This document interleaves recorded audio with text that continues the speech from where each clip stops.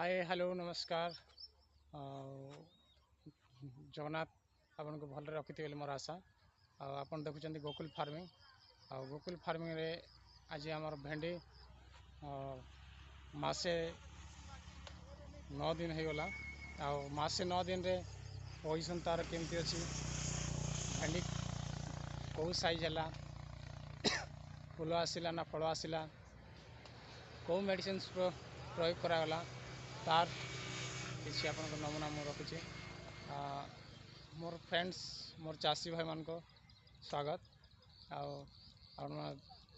निश्चित भाव में कहि जे भेंडी पूरा लाभदायक चाष वर्षा सीजन रे यही मे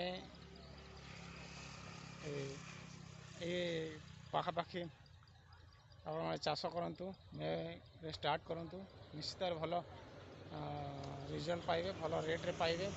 आहरी भी भल पाइबे। जून जुलाई रे करछंती आहरी भल पैसा अच्छी भल रेट अच्छी। आमर एबे तो जून जुलाई रे बाहरी जीव जून रे लगी जुलाई रे बाहरी जीव लास्ट एटा आ 2-3 दिन पर आमर हार्वेस्टिंग हम तोला हम फल मुझे आपन को देखा गछ तार किसी यहाँ है मोर 40 दिन रो गछ। दर्शक बंधु मोर चाषी भाई मन को मुझे देखा चाहूँगी यहाँ हूँ मोर 40 दिन रो गछ आईटा देखु फल मोर बड़ बड़ होता फल 1 2 3 4 5 आठ 6-8टा खंड अच्छी बाकी जाक डाही पाखुड़े अच्छी एमती यहाँ मोर 40 दिन है ताली गोटे दिन बाकी अच्छी 40 दिन हम मासे 9 दिन रो गछ यहाँ चारे साइड रे देखु गछ पूरा ये रही घेरे पूरा सुस्थ सबल देखते पूरा सुस्थ अच्छी गछटा आपण मैंने जून ना जुलाई रे करूँ ना अगस्ट मस करूँ 2 पैसा रोजगार हम 2 पैसा बाहर रेट रे उपयुक्त रेट थी समय रे वर्षा बहुत जगह चाष हो धान चाष पनीपरिया हेले जो जो जगह पानी टिके रोना गड़ानिया जगह से चाष हो पार्छ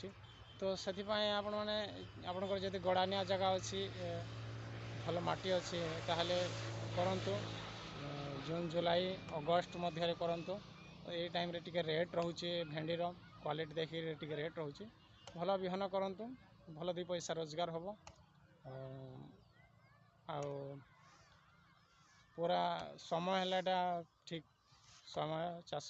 लगेबार ये समय तो टिके डाउन जेहेतु खरा दिन भेंडी जाक कराई से बाहर सेटा मला पर एबे जो वर्षा हो वर्षा से खराब हो गले एबे जो भेंडी लगी सेटा मासे 1.5 मास 45 दिन 2 मास मध्य भेंडी पूरा बिक्री अमल बाहरी जीव तो आपण मैंने निश्चित भाव में चाष करूँ भेंडी चाष उपयुक्त रेट रे बिकंतु निश्चित भाव लाभवान होंतु। एमती किसी टिप्स आपण मैंने जानिबा को मेडिसिन हो कि चाष उपरे हो कि बिजनेस उपरे हो जानू था सब्सक्राइब करंतु लाइक करंतु गोकुल फार्मिंग को फेसबुक रे देखुले फॉलो निश्चित भाव करंतु। जय जगन्नाथ जय जगन्नाथ।